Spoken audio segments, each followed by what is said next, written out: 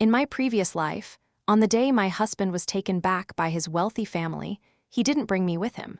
He only brought our son because he was the family's eldest grandson.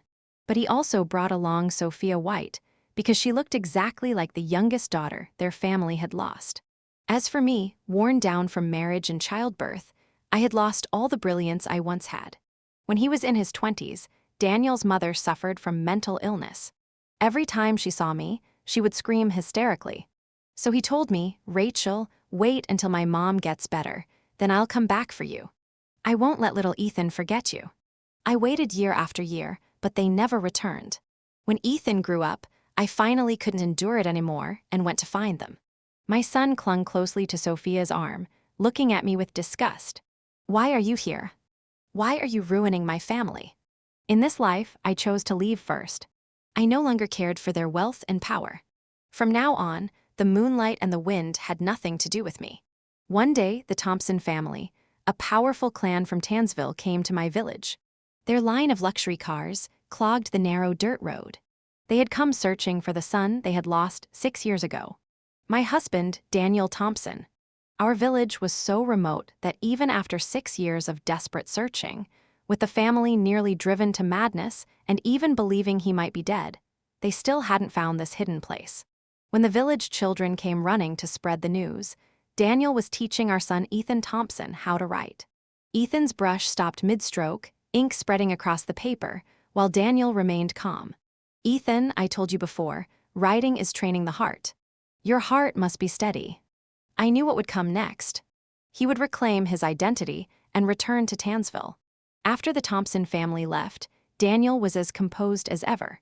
Even though he had lost his memory and lived in this village for years, the heir they had so carefully raised hadn't lost an ounce of his bearing or nobility.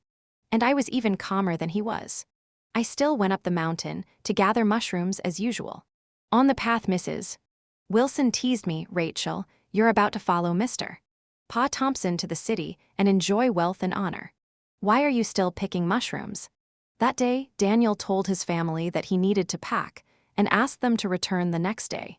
He also said he would be bringing 2 people with him. The villagers were envious, whispering that I must have been blessed by ancestors. They all forgot that when Daniel had first drifted here, memoryless and helpless with no knowledge of farm work, I was the one who cared for him like a child. Because he stayed in my home, I was slandered, and so he married me. Our wedding was small. We invited only a few neighbors and handed out red-dyed eggs as the token of celebration. After marriage, we lived happily. At that time, he was mine alone. Now that he was about to leave, he should have taken me and our son with him. But I knew this wasn't like my previous life. Daniel Thompson did bring 2 people back to the Thompson family. But not me. Thinking of that, I only smiled at Mrs. Wilson. "This year's pine mushrooms are excellent.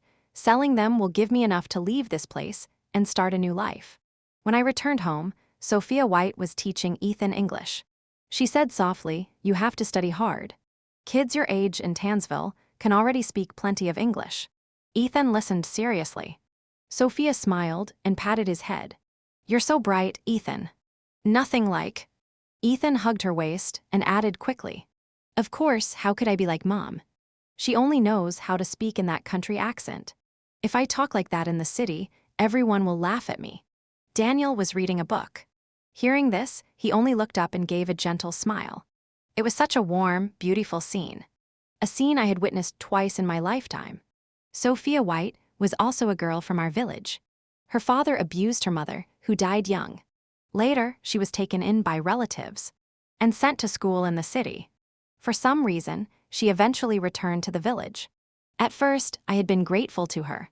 Because once, when Ethan had fallen into the water while playing, she had saved Ethan. But after that, things slowly began to feel wrong. When she came to my house and saw Daniel Thompson, he was standing tall with one hand behind his back and the other holding a brush. His long, clean fingers moved gracefully across the paper with natural elegance. She walked closer and said sweetly, "Mr. Thompson, you're such a learned man. Rachel is truly blessed to have you." Daniel often read books on astronomy, geography, and poetry, things I couldn't understand. Between him and me, There was only the summer heat and the winter cold. Yet in Sophia White's words, I could hear the hidden mockery meant for me. I understood it, but I could only stand awkwardly at his side.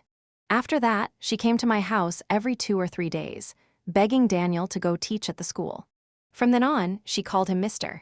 Thompson in a honeyed tone. Later, whenever I brought him lunch, I always saw Sophia sitting beside him. The chicken soup I had stewed all night long.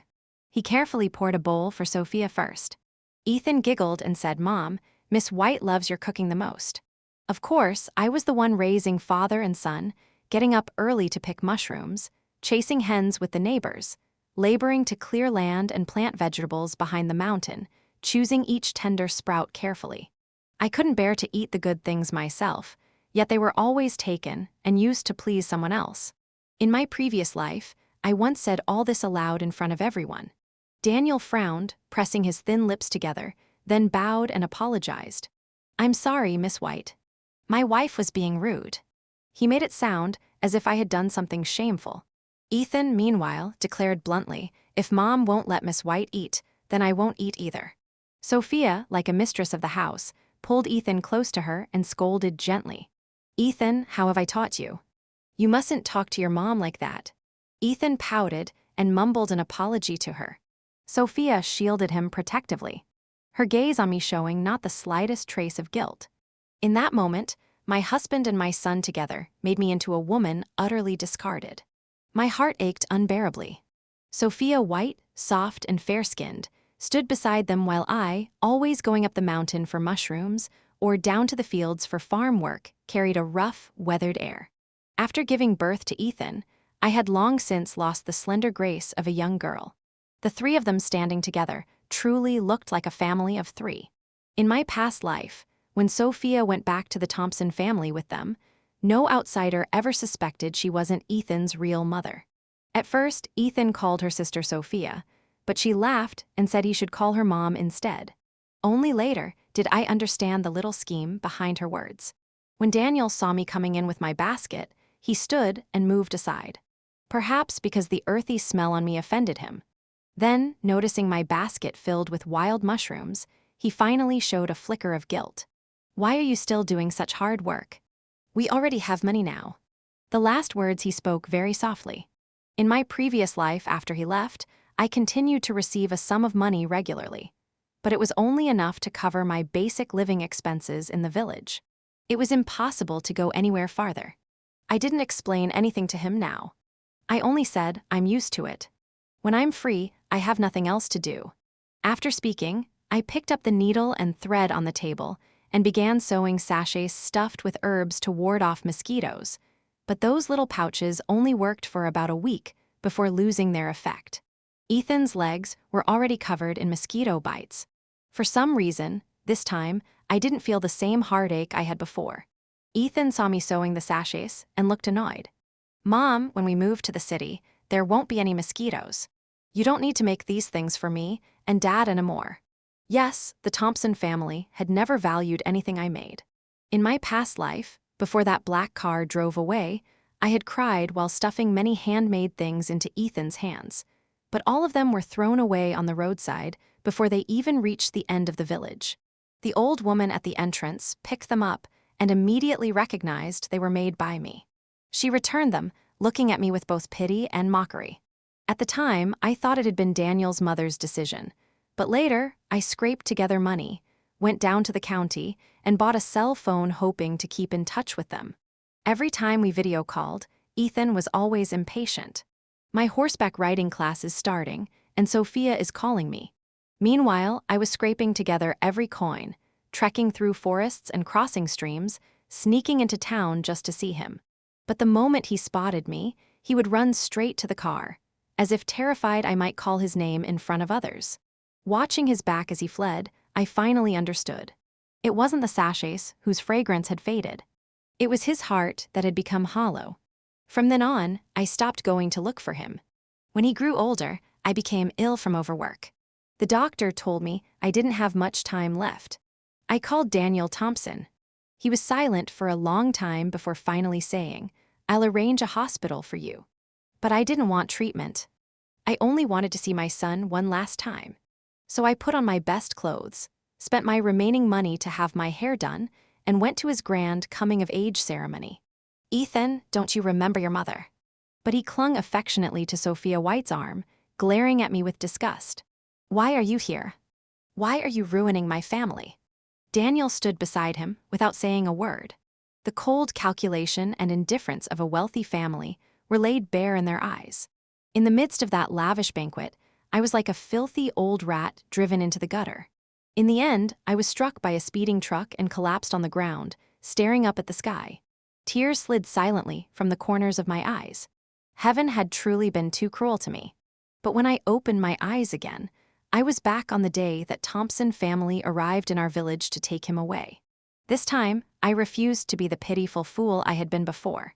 I no longer wasted my time making sachets and pillows for them. I only said coldly, "I know you don't like these, but I promised to make them for Lily." Ethan looked confused, not understanding what was happening.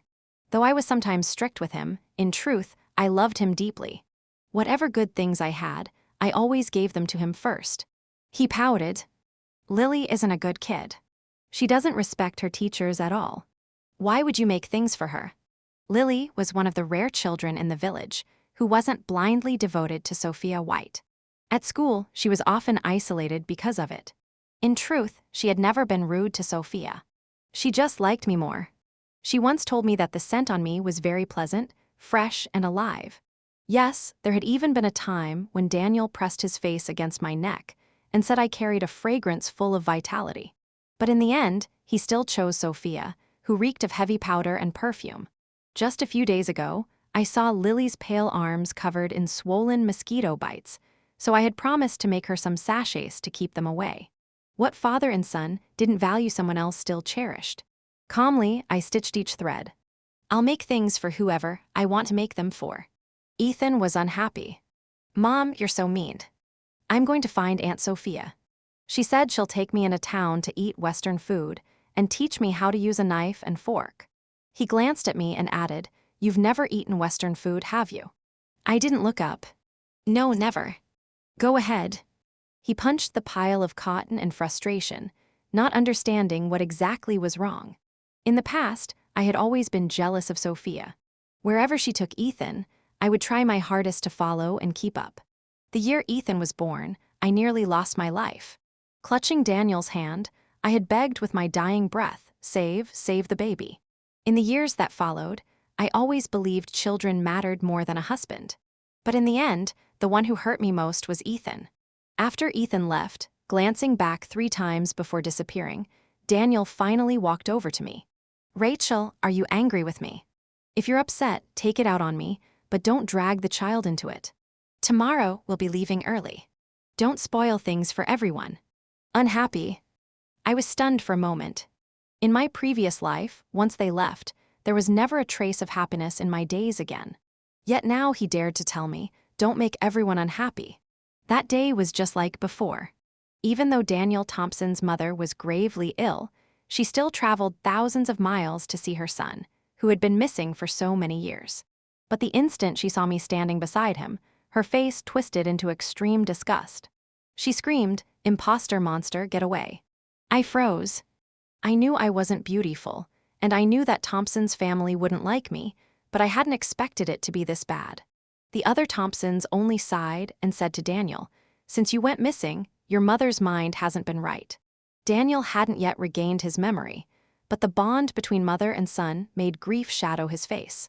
What shocked me most was how much his mother adored Sophia White. She held Sophia's hand warmly and said, "Vivian, you finally come back." Only then did I realize she had mistaken Sophia for her youngest daughter who had died.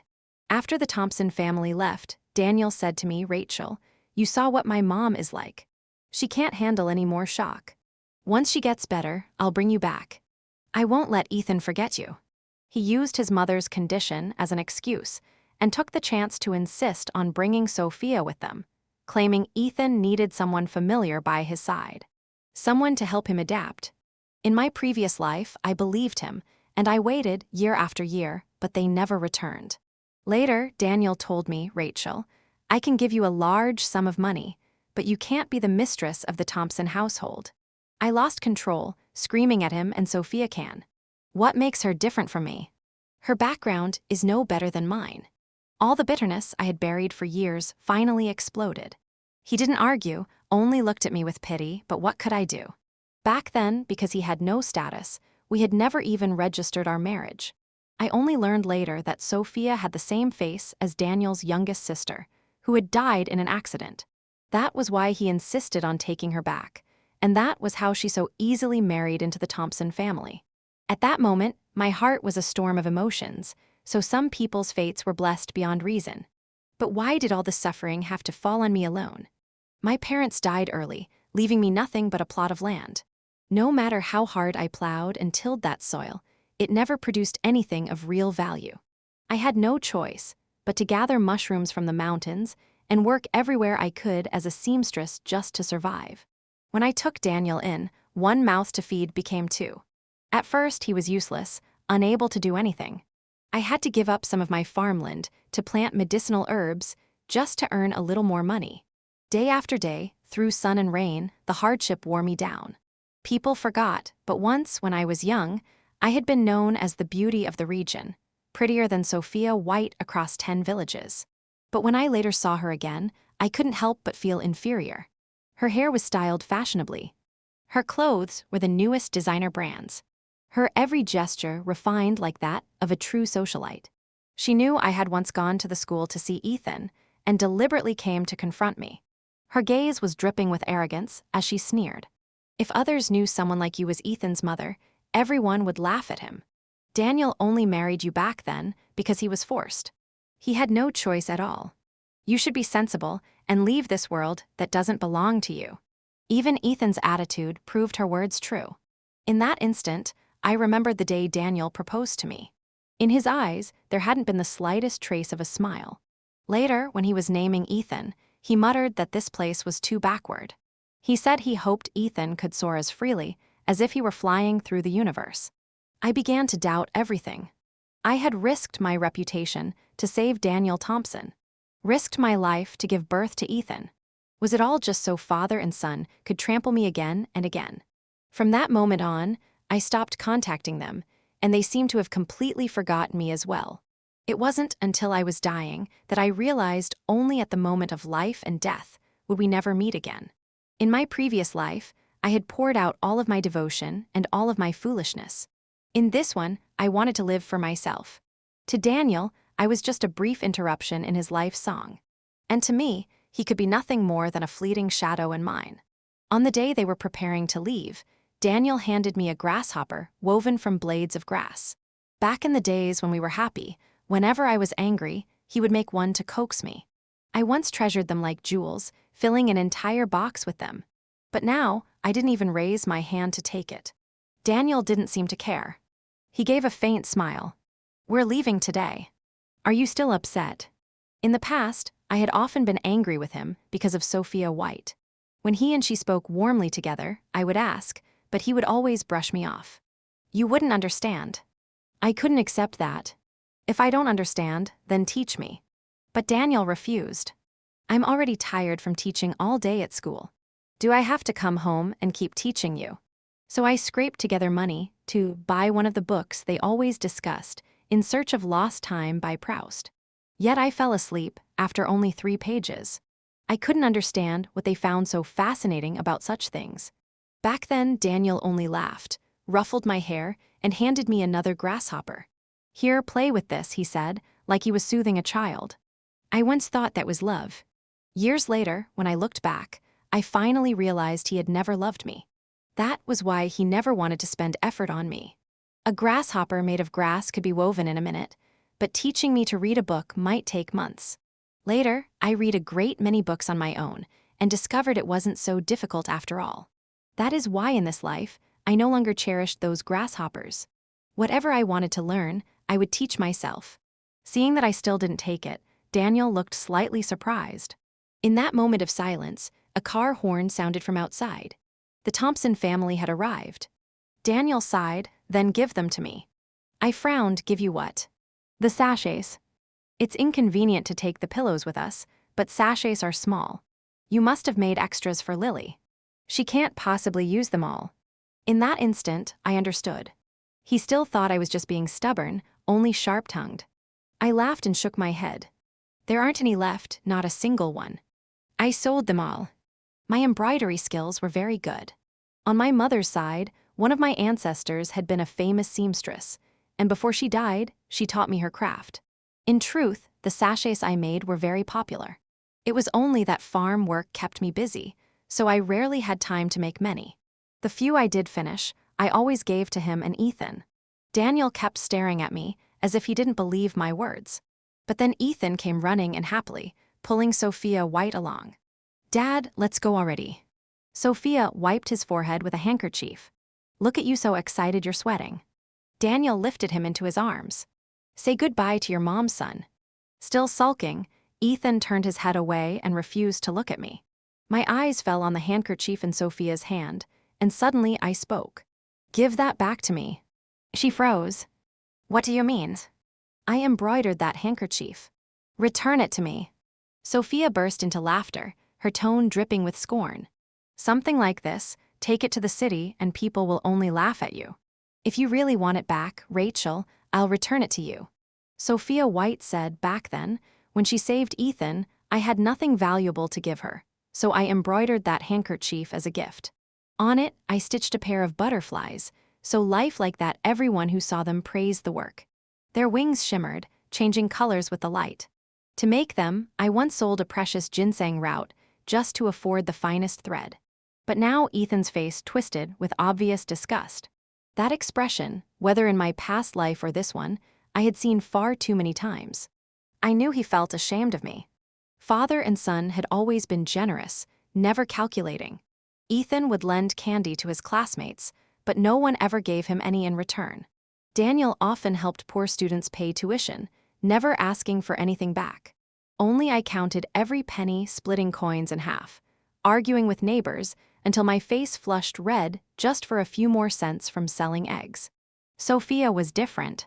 She spoke gently, never quarreled, and spent her wages pleasing Ethan, buying him things I would never allow. Over time, of course, Ethan grew closer to her.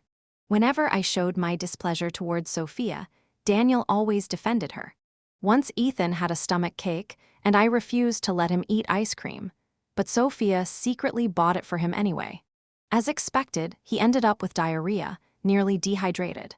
She cried until her eyes were red, insisting it's my fault. Just as I was about to scold her, Daniel spoke first. "She only meant well. Don't blame her." Looking back, it was clear. They were always on the same side. Compared to that, all my penny pinching seemed meaningless. Daniel had been born into wealth.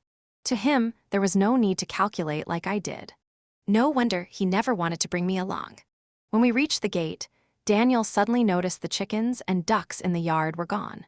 "What about the poultry? Wasn't you the one who valued them most?" He was right, I once did. The eggs could be sold, helping us afford more meat. But Daniel had always hated them.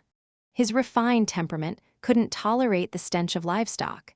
He preferred Sophia's courtyard with its flowers, its grape arbor, where one could sit in the shade, sip tea, and enjoy the breeze in summer, or gather grapes to make wine.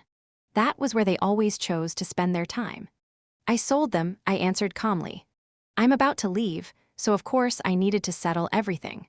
This village had never liked me. I had no reason to stay either. In my previous life, I hadn't dared to go afraid that father and son wouldn't find me. But now I understood they were never going to look for me." Daniel chuckled, a strange, mocking edge in his tone. "Well, I gave you plenty of money. You don't need to raise those things anymore. $1 million is enough for you to buy a house in town." Urged on by Ethan, they finally got into the car. Ethan still refused to say goodbye. Perhaps there really was nothing left to say. Maybe in this lifetime, we would never see each other again. Daniel handed me a cell phone. "If you miss us, you can call."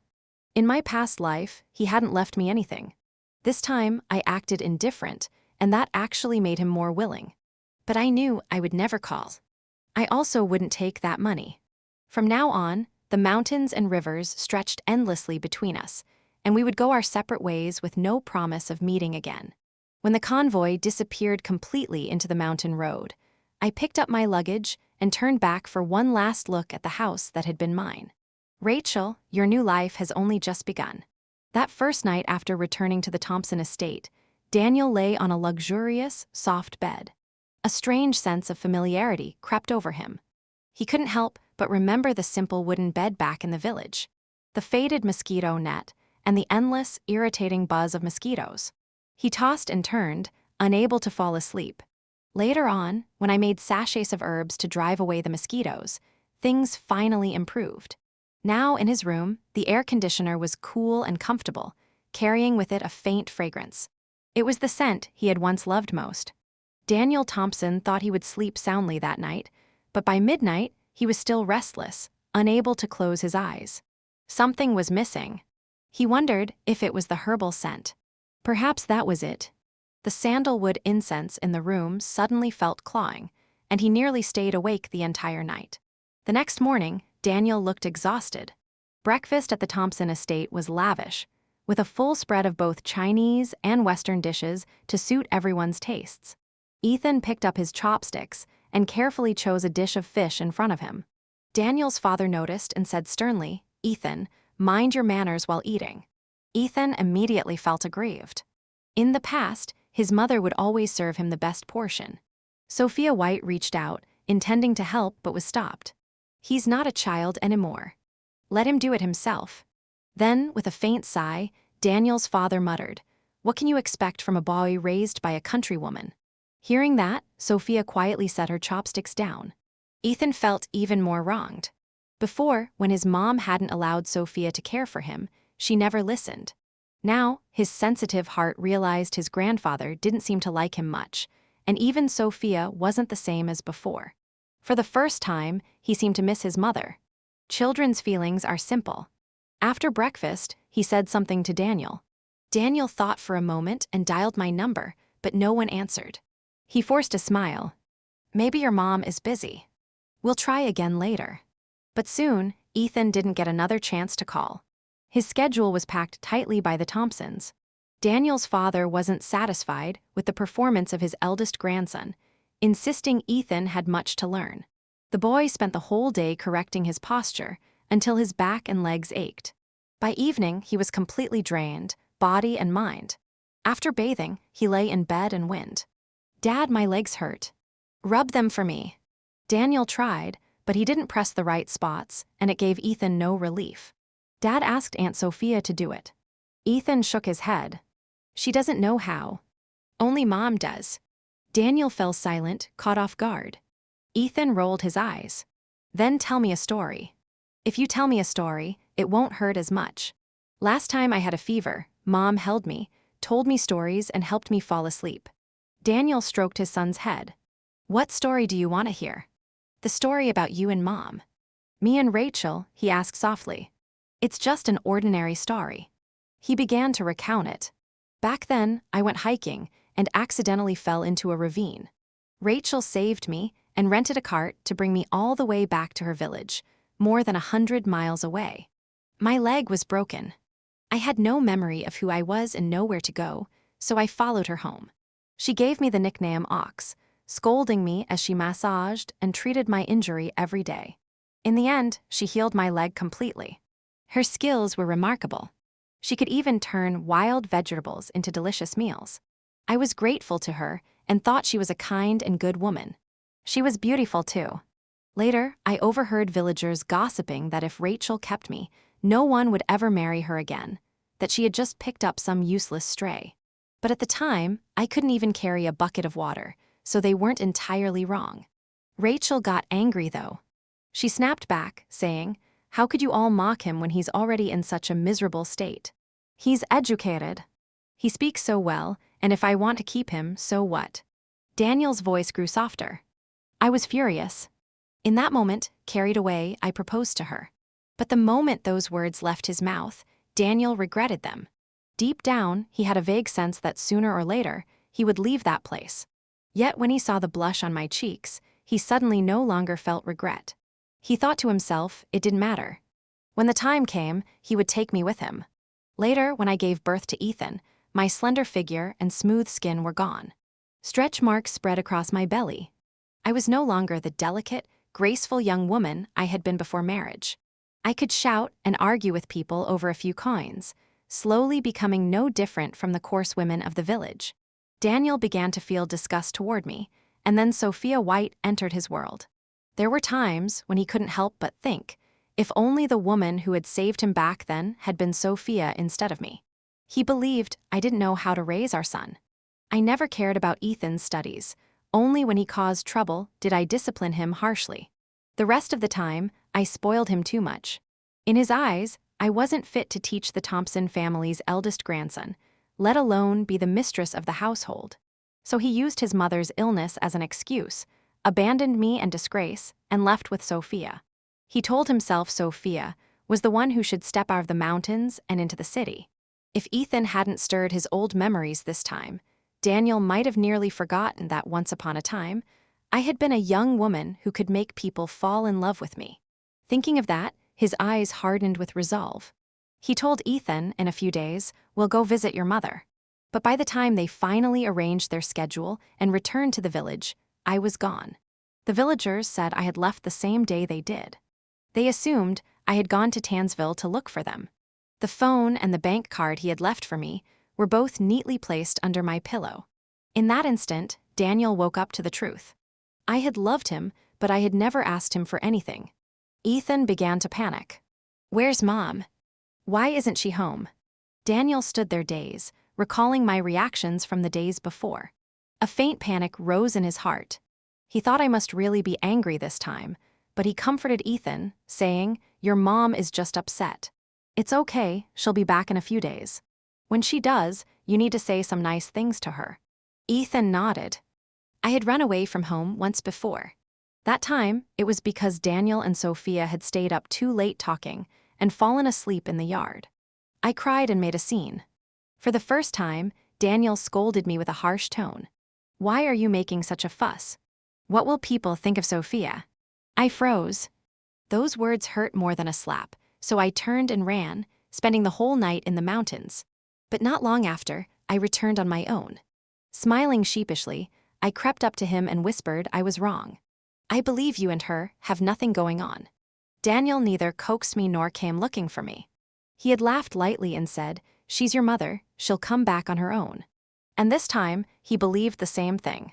He left his number with the neighbors, telling them to call if I returned. But he waited, and never received the call he most wanted. After leaving the village, I wandered through many places until I finally settled in a small fishing town by the sea. I rented a tiny room and began living life on my own terms, focusing on my embroidery.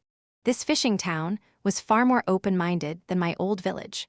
People admired my work, bought it, and even resold it elsewhere. I was both surprised and delighted. I began making the pieces I was best at, sachets and herbal pillows. They sold quickly, and with the money I earned, I spent it all on myself. In my previous life, when I went to the city, I once heard the women in that seaside town say, "When a woman has money, she ought to cherish herself a little." So I bought rare herbs to create skincare products. The recipe was an old secret, passed down from my father, hidden at the bottom of a trunk. In the past, I could never afford those ingredients, nor had I ever thought of using them for myself. But now I could. My skin gradually became fairer and smoother, and I myself became a living advertisement. The village women flocked to me, asking curiously, "Don't keep something so good to yourself. We'll buy it, we'll buy it." Soon I gained a bit of fame. People from neighboring villages, and even from town, came looking for me. I earned enough to rent a larger property, turning part of it into a workshop and renovating several rooms into a homestay. I planted flowers everywhere, and when they bloomed in vibrant colors, the sight was breathtaking. My life grew better with each passing day. Until one day, a guest came from Tansville. He introduced himself as the deputy general manager of a cosmetics brand under the Thompson Corporation, and he wanted to buy the rights to my formula. Listening to the man speak endlessly about business, I was momentarily stunned. His brows and eyes resembled Daniel Thompson's so much. He turned out to be Daniel's cousin, named Matthew Thompson. When I realized his identity, I immediately refused. I wanted no connection whatsoever with the Thompson Corporation. But Matthew kept pleading, and in the end he managed to stay. Please, ma'am, help me. If I can't sign this contract, my dad will cut off all my cards. And so, he stayed for half a month. Unexpectedly, he began to pursue me. I kept a calm face and told him, my husband and son were both doomed by me. Haven't you heard the rumors? Back in the village, many people had tried to arrange a match for me, and in my panic, I had blurted that out. Only then did they finally stop. But Matthew's eyes lit up. I had once read my fortune. My fate was indeed harsh. He wouldn't leave, so I let him stay. At least he was free labor. One day during a video call, he stammered, "Cousin, I'm still here. Once I finish up, I'll come back." By chance, I appeared in the camera's frame. The line went silent. A moment later, Daniel's cold voice came through. "Rachel, you've made me search so hard for you." The next day, I saw Daniel and Ethan again. The moment he spotted me, Ethan ran over and hugged me tightly. "Mom, Dad and I finally found you." In the past, he had only ever clung to Sophia White that way. Daniel's expression was calm, but his eyes were full of confidence as he looked at me. "It's been a year, Rachel. I've been searching for you all year. Aren't you done being angry? Finding me shouldn't have been easy. They didn't even have a single photograph of me. Once on my birthday, I wanted to go to town and have a family portrait taken, but no one in the house agreed to go. I gently pried Ethan's arms from me. "You've mistaken me for someone else." His eyes clouded over as if a veil of mist had covered them. "Mom, do you not want me anymore?" Daniel frowned. "He thinks about you every day. Sometimes he even dreams of you and wakes up crying. Rachel, he's your own flesh and blood. How can you be so heartless?" Heartless? When it came to cruelty, how could I ever compare to them? In my previous life, the last time I saw them was when they stood by and watched me leave in shame without a word in my defense. I was reborn in this life to live for myself. Just then, Matthew suddenly interjected. "She's Rachel, the sister-in-law my cousin has been searching for all this time." He blurted out, "But how can that be? She told me her husband and son had both been cursed by her fate." Daniel's face darkened instantly. When Matthew learned the full story, he simply shrugged. "If that's the case, maybe you two were never meant to be. Cousin, don't force what isn't fated." Daniel shot Matthew a cold glance. "You don't want that Panamera anymore, do you?" Matthew hesitated, but then clenched his teeth and replied, "A car can always be bought again. But if you lose your wife, you'll never win her back." Daniel froze. That single sentence pierced straight through his heart. Furious, he shouted, "She's your sister-in-law." Matthew lifted his chin defiantly. "Then why is she here all alone?" "Enough." I finally spoke, cutting short the ridiculous scene. "Both of you get out." Matthew clearly didn't want to give up, but Daniel forcibly dragged him away. And yet Daniel truly left Ethan behind with me. Before leaving, he said, "Wait for me, I'll come back." After they were gone, Ethan and I faced each other. Wide-eyed staring. The boy seemed delighted, chattering endlessly about everything that had happened in the past year. He told me about the endless schoolwork, how any mistake earned him a smack on the hand. He said Sophia White didn't care for him, only focused on pleasing Mrs. Thompson. He said he missed me so much. So that was why. He missed me because life had been miserable. But deep down, he was still the same selfish child as in my past life. Back then, Ethan probably hadn't lived well either, but Daniel had never thought of bringing him to find me. Eventually, he adapted to life in the Thompson household. In truth, Sophia's choice hadn't been wrong. Mrs. Thompson's position in the family was critical. Daniel always felt guilty toward her, and his father adored her even more. In my previous life, Sophia had used that as her stepping stone, carefully managing her every move until she softened both father and son of the Thompson family. But in this life, I had left, and Daniel's lingering guilt had led to the outcome now. Even so, Ethan was still the son I had given birth to. I couldn't drive him away. He grinned and said, "Mom, I want red bean soup like you used to make." I only ordered takeout for him. His face was full of disappointment. I said coldly, "If you won't eat, then stay hungry until your dad comes to get you." He sulked, spooning the rice into his mouth one bite at a time. 2 days later, Daniel rushed back. He looked tired, but also excited. "Rachel, I'm not leaving. Our family will stay here, live like we used to. I didn't let him in. I pushed Ethan toward him and shut them both outside the door. No rooms left, sorry. They stood outside for a long time, unwilling to leave. In my past life, when they left me behind, I too had stood for hours, watching until their car completely vanished before turning away. Back then, I was always the one waiting, begging. Now it was their turn to understand what it felt like to wait for someone who would never come. But Daniel still wouldn't go. He rented a small place nearby. During the day, when I held classes to teach women how to embroider sachets, they would come and join in pretending to be students. Both of them were serious, carefully learning to make the very sachets they had once scorned. Sometimes when I looked up, I caught Daniel gazing at me absent-mindedly. I knew why. I wore a changsan while embroidering, and I looked beautiful in it. Otherwise, Matthew would never have fallen for a village woman older than himself, even if part of his pursuit was tangled with personal gain. I paid them no attention, treating them as nothing more than passers-by. Half a month later, Sophia White suddenly showed up. She was clad head to toe in designer brands, just as in my previous life. When she saw me, she froze for a moment before saying, "Rachel, you've changed so much." Then her tone turned mocking. "No wonder you managed to seduce Daniel, to the point he doesn't even want to go home or care about the company." At that moment, Daniel walked in and heard her. "What nonsense are you spouting?" Sophia instantly put on a pitiful expression. "Daniel, since you haven't gone home, your mother's illness has relapsed." Daniel's tone turned cold. "Stay by her side." "That's enough. Why don't you just focus on playing Victoria, Daniel's little sister?" I thought to myself. Over the past year, everything Sophia White had done had slowly worn away, whatever affection Daniel still had for her. Sophia's expression soured. Playing Victoria meant she was nothing more than Daniel's sister, allowed only to stay by Mrs. Thompson's side whenever her illness flared up. The moment Mrs.